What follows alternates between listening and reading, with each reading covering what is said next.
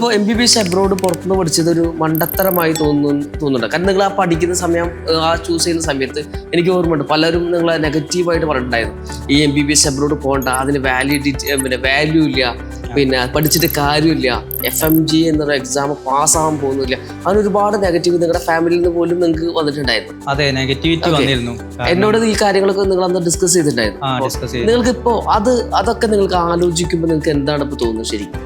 അതൊക്കെ ആദ്യം ആലോചിച്ചപ്പോ ഫസ്റ്റ് അവർ ഇങ്ങനെ ഫാമിലി മെമ്പേഴ്സ് ഒക്കെ പറയുമ്പോൾ കുറച്ചൊരു ഡീമോട്ടിവേറ്റ് ആയിരുന്നു. അതെ അതെ. അപ്പോൾ ഈ ഒരു വലിയൊരു ഇൻവെസ്റ്റ്മെന്റ് അല്ലേ 6 years എന്ന് വെച്ചാൽ, അപ്പോൾ അത് പോയിട്ട് ഒരു ഇതിലും എന്താ പറയുക ഒരു എഫക്റ്റീവ് അല്ലാത്ത രീതിയിലാവുമോ എന്നുള്ളൊരു സംശയം ഉണ്ടായിരുന്നു. പക്ഷെങ്കിൽ എന്താ പറയുക ഒരു പാഷനേറ്റ് ആയി എന്തായാലും ഈ ഒരു ഡോക്ടർ എന്നുള്ള ഒരു ഡിഗ്രി എടുക്കാം. പിന്നെ എന്തായാലും ഞാൻ ഇങ്ങനെ അന്വേഷിച്ചപ്പോൾ കുറേ സീനിയേഴ്സ് പാസ് ഔട്ടായി FMG ക്ലിയർ ചെയ്ത് അവർ ഗവൺമെന്റ് മെഡിക്കൽ കോളേജിൽ വർക്ക് ചെയ്തുകൊണ്ടിരിക്കുന്നുണ്ട്. അപ്പൊ അവർക്ക് പോസിബിൾ ആണെങ്കിൽ എന്തുകൊണ്ട് എനിക്കും പോസിബിൾ അല്ലായിരുന്നാണ് അന്ന് എനിക്ക് തോന്നിയത്.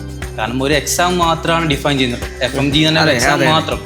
അത് ഈ എക്സാം വെച്ചാൽ ഒരു കൺവേർഷൻ മാത്രമാണ്. ഒരു അബ്രോഡ് മെഡിക്കൽ സ്റ്റുഡന്റിനെ ഇന്ത്യൻ മെഡിക്കൽ സ്റ്റുഡന്റ് ആക്കിയിട്ടുള്ള കൺവേർട്ട് ചെയ്യുന്ന ഒരു എക്സാം മാത്രമാണ്. അതിൽ 150 മാർക്ക് കിട്ടിയാൽ കഴിഞ്ഞു.